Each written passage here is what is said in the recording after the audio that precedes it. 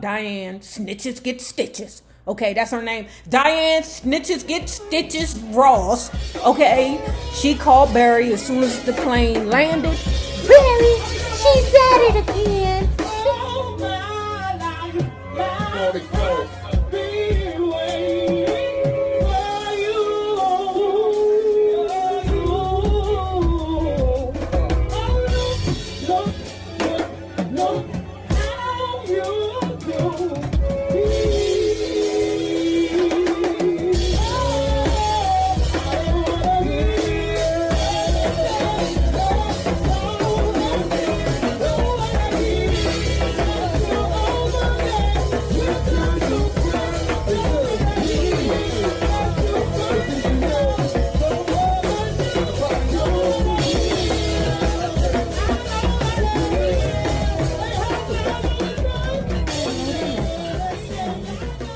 If you have not already done so, please remember to like, share to Facebook, and subscribe because it is so important to our success here on the YouTube.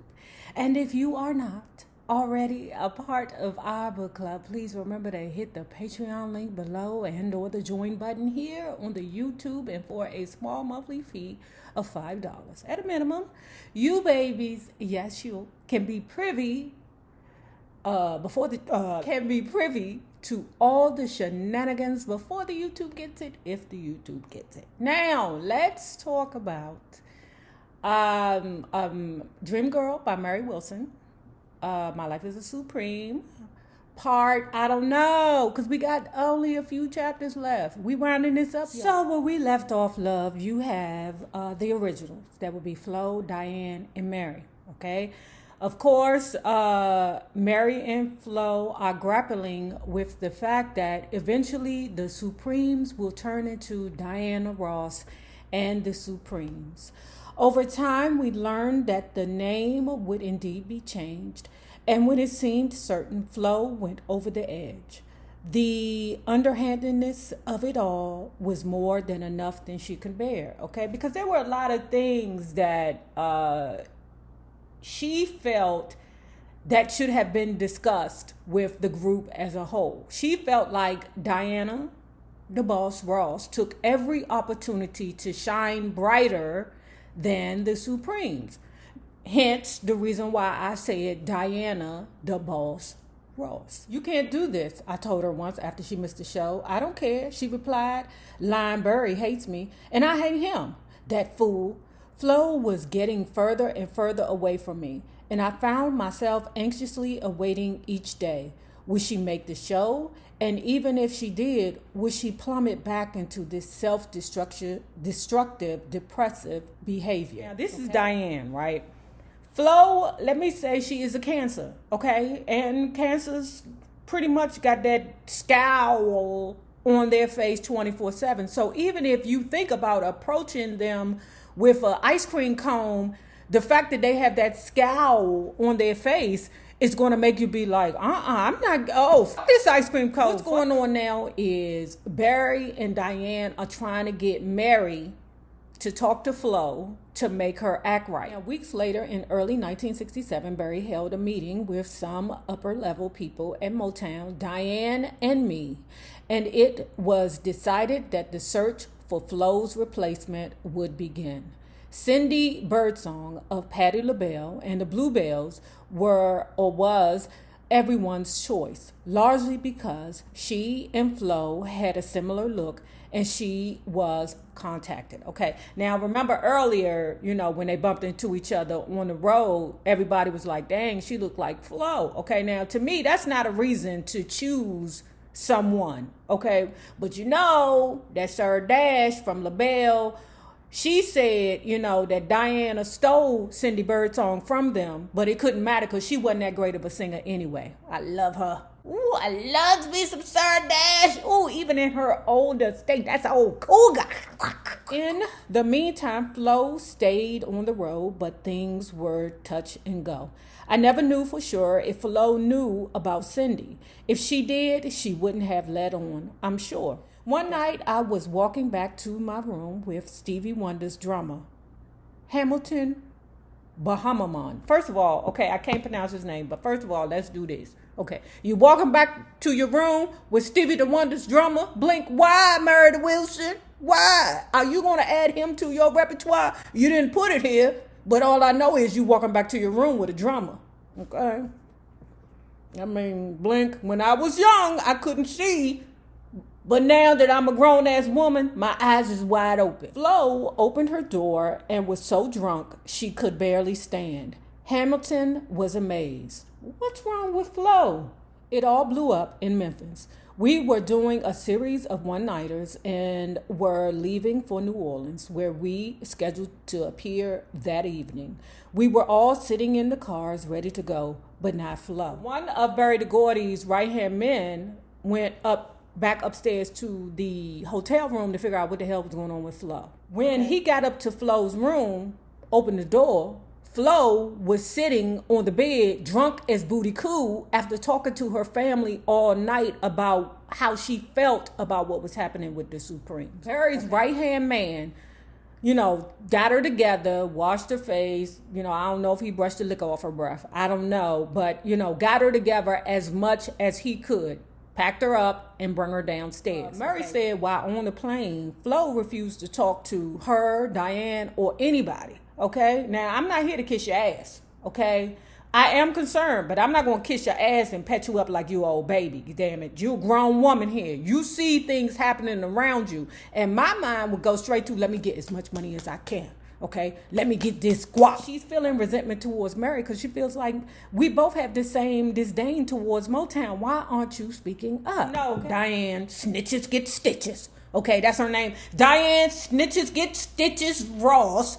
Okay, she called Barry as soon as the plane landed. Barry, she's at it again. Barry, she drunk again. Barry. Sntches get stitches. Barry's resolve to it was put her on a plane, send her back to Detroit. Remember I said that they were doing a series of one-nighters, okay? And Flo ass got sent back home, all right? So the next gig that they had, it wasn't, the Supremes. It was Diana Ross and a Supreme. When Flo was back on the road with us, things weren't much better. Now it was worse than before because Flo wouldn't even pretend that she wanted to be there. And Diane wasn't pretending that she wanted her there. The minute Flo took a drink, Diane would be on the phone with Barry. Sntches get stitches. One day in mid-April, we were all summoned to Barry's home on Outer Drive. As I drove there, I recalled the past month's events and hoped against hope that Flo would say something or do something this afternoon to save herself. She'd given Barry, Diane, and me every reason to want her out of the group. But I believe she might be the old Flo I knew and fight for her place in the Supremes. When I arrived, I found Flo and her mother, Diane, and Barry. We sat in the living room where there was a huge grand piano. Diane and Barry sat together, of course, because they hunching, okay? Flo and her mother sat together, and I sat on one side by myself. With one look at Flo, I knew that dreams don't die. People just stop dreaming. As I sat there staring at Flo, Barry spoke calmly but firmly about how important the Supremes were. So, as of this meeting, okay, Flo is a Supreme on probation. But Diane and Mary, knowing of the situation that happened back as a child, they weren't, or they did not have the tools to say, hey, Flo, maybe you should talk to a therapist or a psychiatrist, And when Mary reflects back on the fact that she did not do that, it wasn't like she was beating herself up, but she just understood that she was just too young to know how to save her friend. Flo's mother is there, and Flo's mother is like, okay, I know Flo is messing up, but she wants to be in the group. Right, Mary? Oh, dude, don't throw me in this trick bag. That's called a trick bag. Trick bag. Let me tell you what a trick bag is. Surprise.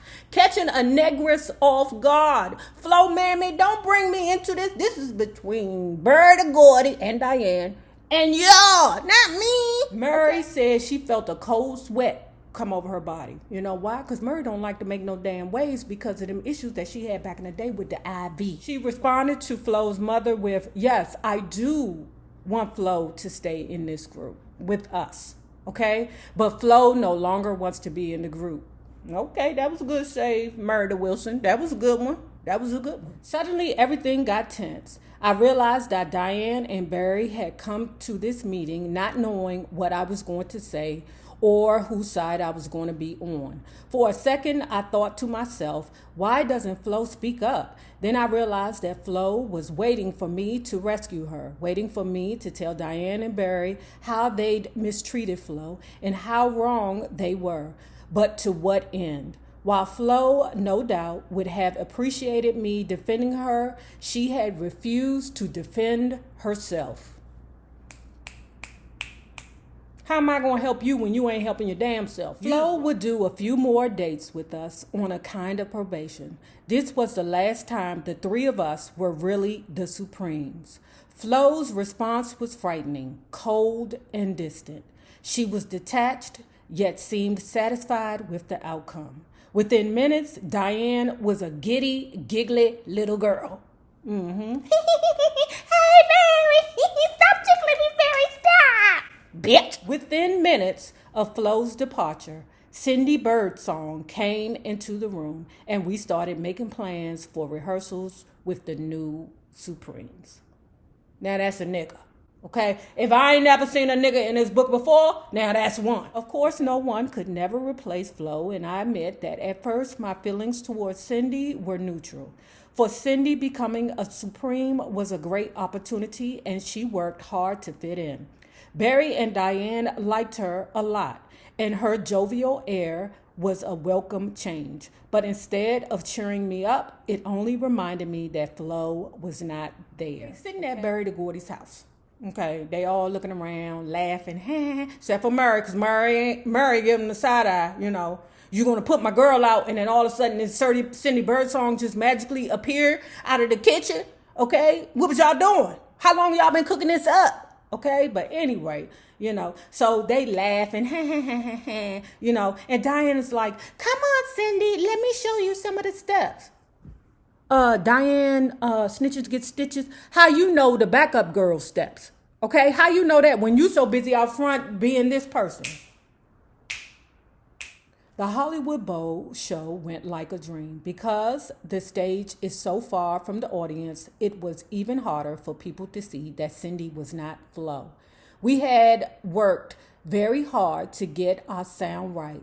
Flo was a first soprano and Cindy a lower second soprano.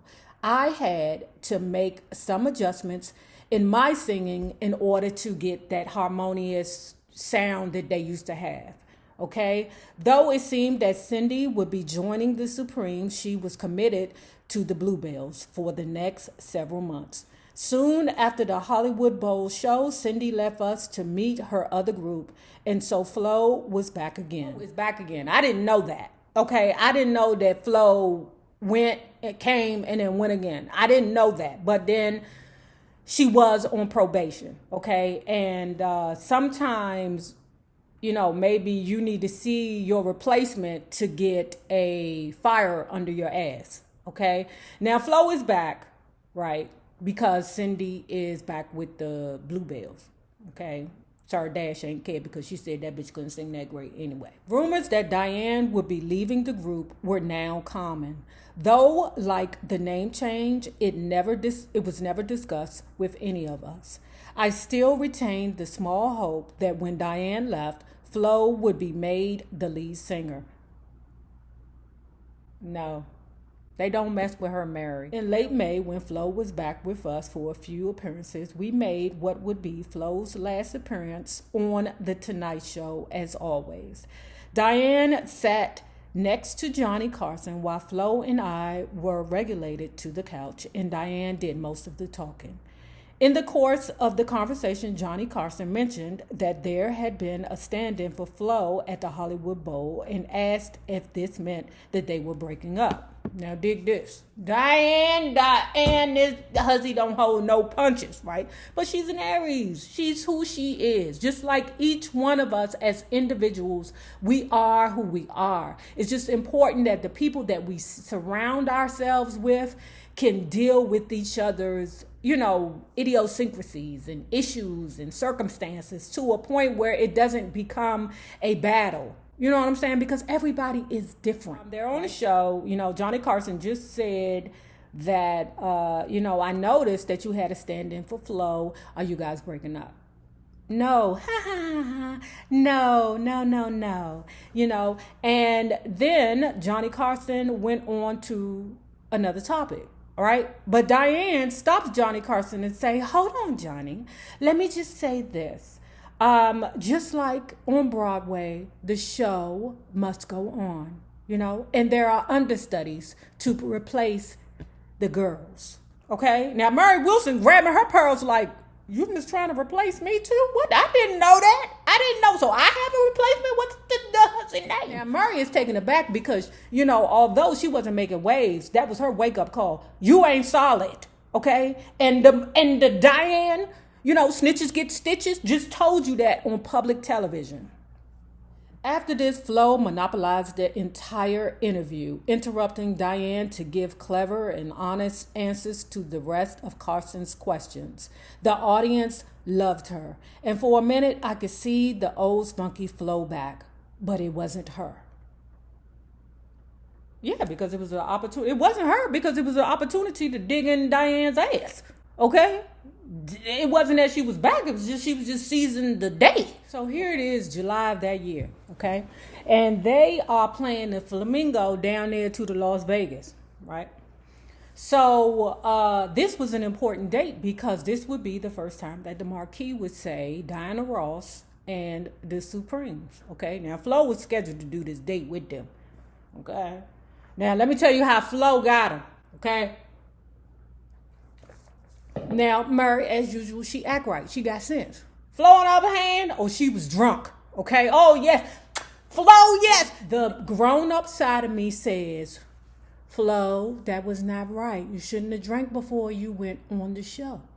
But the immature me, the lower vibrational me, says, fuck him. So now, dig this. Okay? Flo's appearance has changed drastically. Okay? She don't want to be bothered with the fans. She's always wearing dark glasses to cover up these dark circles around her eyes. She has gained like a ton of weight, okay? Because there's so much sugar in that alcohol. It's hard to lose alcohol weight, okay? But anyway, so she done picked up all this weight, okay? She then tried on one of her old outfits, but that's the old outfit. So Diane on stage doing her. Barry, we all here for you. Singing back in my arms again. I don't know what song he's singing. I really don't give a shit, right? So you got Flo back there with Mary burping, okay?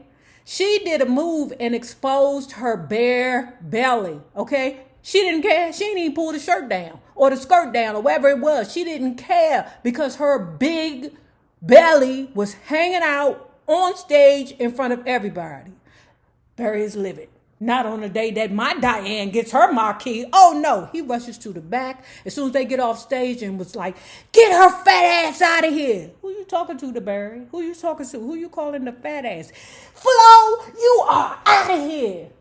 Not before you kiss my ass. Back in the dressing room, I knew this was it. Diane, Barry, and I were upset. But Flo just acted like she didn't care. You're too fat, Diane said to Flo. Why don't you stop drinking so much? Look at yourself. You're as big as a house, not bigger than your mammy.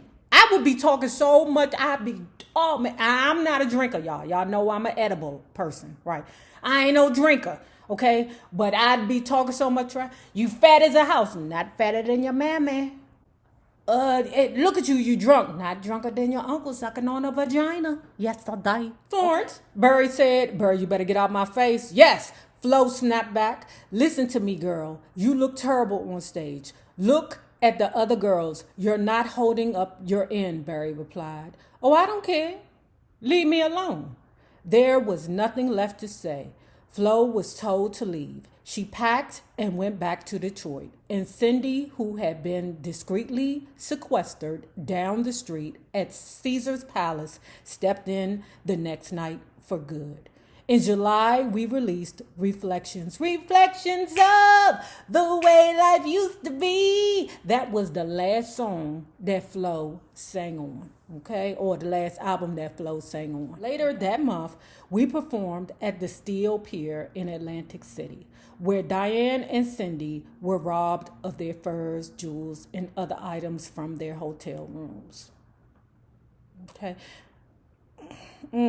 The next thing they did, they were in a Tarzan episode. Cindy was giddy. Cindy was like, oh, yes, I came over to the Supremes right on time. Because, they wouldn't have let that Patty and the and the LaBelles, into a Tarzan movie. I don't know if they did. But anyway, Cindy Sykes. After Flo left, my relationship with Barry was a little strained.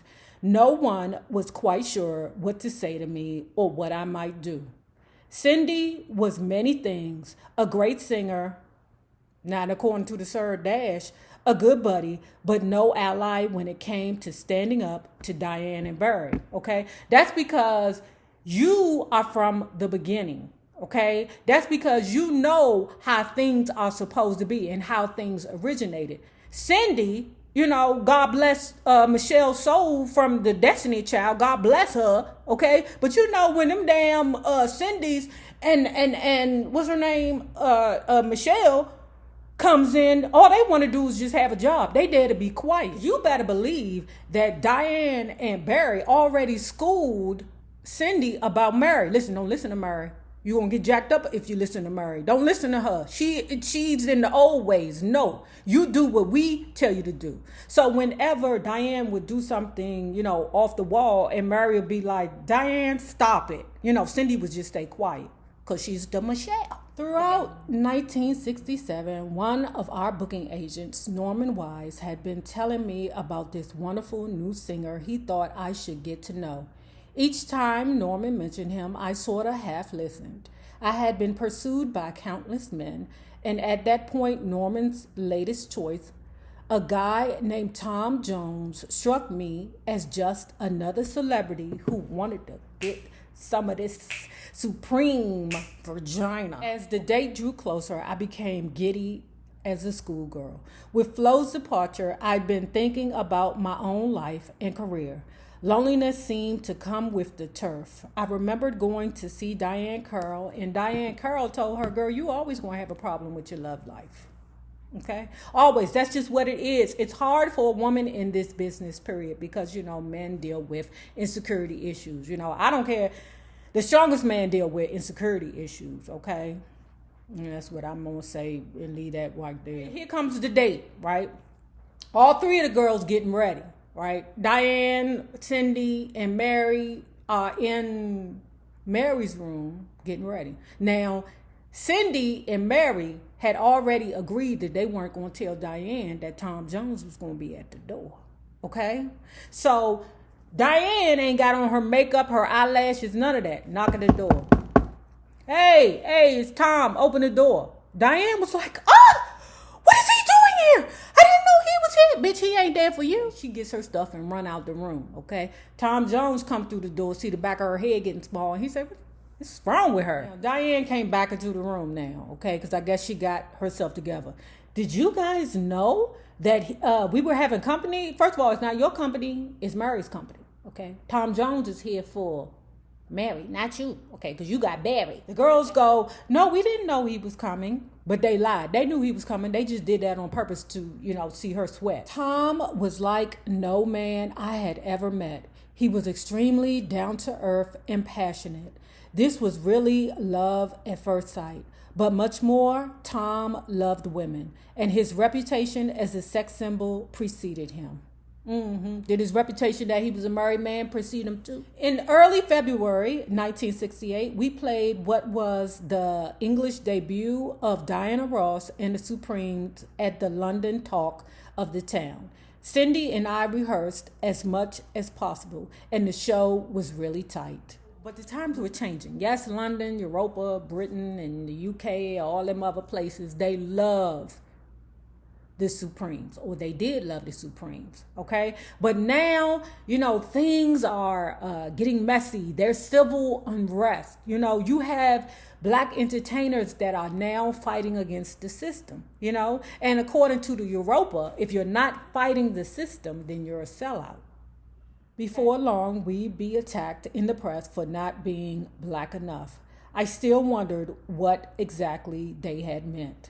Did they mean to say that blacks could only sing soulful music? Well, I don't know what they meant. Soon after we returned to Detroit, I learned that Flo had married Tommy Chapman in Hawaii on February 29th. Berry Gordy's limo driver. Okay. It was a civil ceremony with no guests. I was very happy for Flo. Things seemed to be looking up for her. In about 2 weeks after the wedding, she signed a 2-year recording contract with ABC Records. As part of the settlement with Motown, she was forbidden to even mention that she had been a part of the Supremes. It seemed petty and ironic since everyone knew she had been a part of the Supremes. Flo hired an attorney named Leonard Bond, who negotiated a better deal for Flo than what she was originally offered in July. Just before the wedding, Motown gave Flo approximately $160,000, which represented all of her earnings for her work with the Supremes. She and Tommy turned this money and some other funds over to Bond, who was supposed to oversee them for her. With some of the money, Flo rented an apartment in Manhattan, and she and Tommy started a management firm with Flo as the sole client. So, okay, getting back to Tom Jones, Mary Wilson is madly in love with Tom Jones. You will find yourself in love with a married man so damn easily, because they not like single dudes, Them married men, they unload the pistol on you, okay? The single dude, they might be like pop and then go back in the house. But them married men, they taking you out with every piece of trick, ammo, bullet, whatever they can do to get you on board, child. They going to go over and beyond for you. That's the passion, okay, with the married men. That's how a lot of women get stuck in relationships with married men. You've been with this ninja 13 years. You got a baby by him, okay, but he got a whole wife. Right? And it's because they unload the clip on your ass. Okay. You kind of know what you get into when you get there. And that's what Mary Wilson said, that she knew that the efforts she was making in this relationship was fruitless. Okay? Because that ninja was married. I didn't know Tom Jones was married. In February 1968, Motown released Forever Came Today, the first in a series of Supreme songs I did not sing on. HDH had tried to get a better deal from Barry, and when things didn't work out to their satisfaction, they instituted a work slowdown. HDH were determined to get what they wanted from Barry, or not work for him at all. Okay, don't play with HDH, not when they're making all that money for you. When Forever hit in April at 28, our lowest charting single since 1963, it was our last HDH hit. Though the Supremes were at the top of Motown's roster, other acts were doing well. The Temptations and Marvin Gaye were soon playing the Copa and the Latin Casino, and Barry started talking with people in television and working on plans for producing television specials. Although Barry had long employed whites in upper management positions around this time, he started signing more white artists as well. We were playing the Copa on April 4th, where we learned that Dr. Martin Luther King had been assassinated in Memphis. Now, if you have not already done so, please remember to like, share to Facebook, and subscribe, because it is so important to our success here on the YouTube. Now remember this, the same people you meet on the way up will always be the same people that you meet on the way down. My naysayers, my Patreon loves. You babies, you have a good one. Peace.